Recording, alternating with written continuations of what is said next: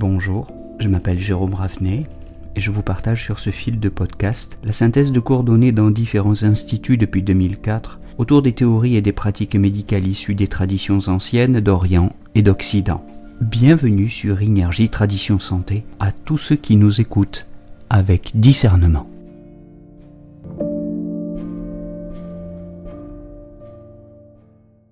On se retrouve aujourd'hui pour parler du 8 rat. En chinois, Diji, l'opportunité terrestre. Comment traduire ? C'est assez difficile, mais peu importe. On l'appellera le point 8 rat, le point numéro 8 du méridien de la rate. Et pour le localiser, on ira sur la face latérale-interne de la jambe, sur la ligne qui unit le sommet de la malléole interne et le 9 rat, à 3 tsun au-dessous du 9 rat, au-dessous de Yingling Quan. Le point se trouve entre le bord postérieur interne du tibia, l'arête, et le muscle solaire dans une dépression. Bon, donc je vous renvoie à la localisation du 9 rat qui est indispensable pour pouvoir localiser ce point numéro 8. Alors c'est un point qui n'appartient à aucune catégorie spéciale de points et qui pour cette raison peut-être est mal connu et sans doute, comme le dit aussi Philippe Sionneau, que je suis sur ce point, un point trop peu employé parce que c'est un point d'une grande efficacité, c'est un point absolument merveilleux pour les dysménorrhées de tout type et probablement pour les dysménorrhées provoquées par la stagnation de sang. Donc voilà, pour le résumer par sa fonction essentielle, ce 8 rat, Diji, active le sang.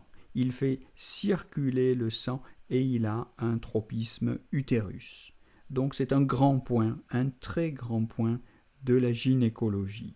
On peut le compléter avec le 6 rat, avec le 4 triple réchauffeur, avec le 28 ou le 32 vessie, si vous voulez. Évidemment, ces combinaisons sont très intéressantes, de même qu'avec le 4 genmai, le 6 genmai, le 10 rat, le 29 estomac pour les stases de sang, le 3 fois et le 4 GI si la stagnation de Qi vient compléter ou compliquer le tableau.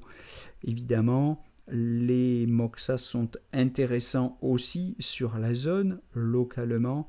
Alors, c'est un point qui se pique essentiellement en dispersion et c'est un point qu'on peut utiliser aussi, ne l'oublions pas, pour des problèmes de type douleur, lourdeur, varices et autres troubles de la face interne des jambes. Enfin, pour des problèmes circulatoires qui se manifesteraient particulièrement sur le trajet du méridien tendinomusculaire ou le trajet du méridien principal de la rate.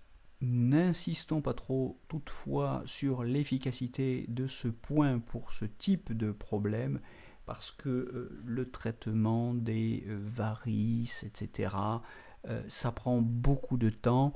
Le 8 rat ne fait pas de miracle. Il est tout de même d'une action plus efficace et plus manifeste, plus visible pour les problèmes gynécologiques. Quoique là aussi, évidemment, rien n'exclut, au contraire, d'utiliser en renfort la pharmacopée, la diététique. Quand le sang est très épais et tend à stagner, il faut disperser pour faire circuler. Donc il faut penser aux jeûnes, il faut penser au régime macrobiotique, au régime numéro 7 par exemple. Il faut penser à toutes les plantes qui en pharmacopée vont fluidifier le sang. Bon, mais pour un usage adapté de toutes ces techniques de soins au cas particulier de nos patients sur la base d'un diagnostic différentiel, je vous renvoie aux cours spécialisés, aux cours consacrés à ces techniques de soins.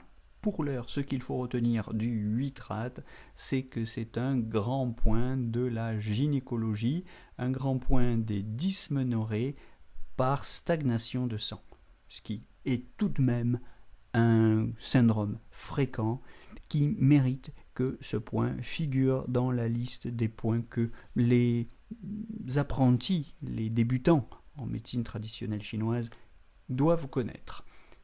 C'est tout pour aujourd'hui, on se retrouve très bientôt pour la suite de ces monographies des points d'acupuncture de la médecine traditionnelle chinoise. Belle journée à tous!